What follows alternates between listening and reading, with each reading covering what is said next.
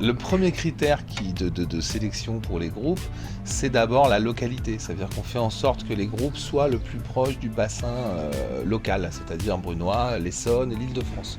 Voilà. Ensuite, on a une politique à la Brunoise, c'est qu'en fait, les groupes qui jouent sur une plus petite scène, si ça se passe bien, si l'esprit est là, si on leur propose, s'il y a du succès bien sûr, on leur propose d'évoluer sur la grande scène l'année d'après.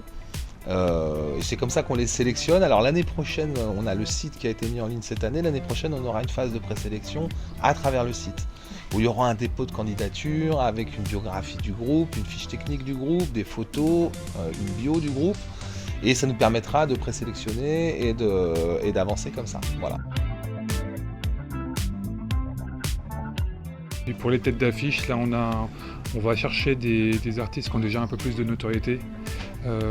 Notamment là cette année on a Arch et on a No Chiefs qui ont déjà une certaine notoriété, qui tournent déjà beaucoup en France, et Arch ils tournent même à l'étranger. Donc c'est des groupes qui ont déjà, qui sont pas forcément. Alors Arch ils sont parisiens, donc ils sont plutôt du secteur.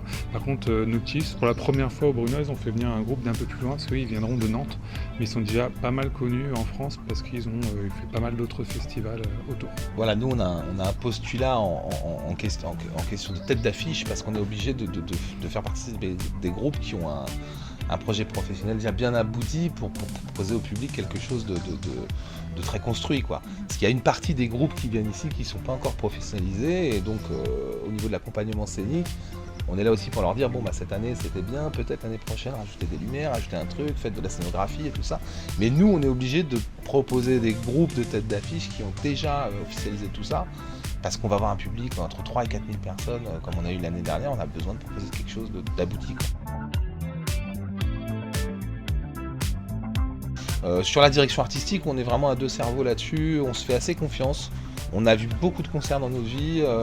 Régis, plus pointu niveau rock, moi je suis musicien professionnel, donc je vois tout le temps des concerts dans mon Cénacle en fait. Et donc on sait à peu près ce qu'on a envie d'entendre, ce qu'on a envie de voir, et on se fait confiance là-dessus. Moi cette année il m'a dit voilà, No Chiefs c'est super, on y va.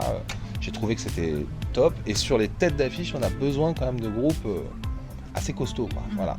Donc voilà, c'est comme ça que s'est fait la sélection cette année, de façon encore un petit peu comment dire, maison, quoi.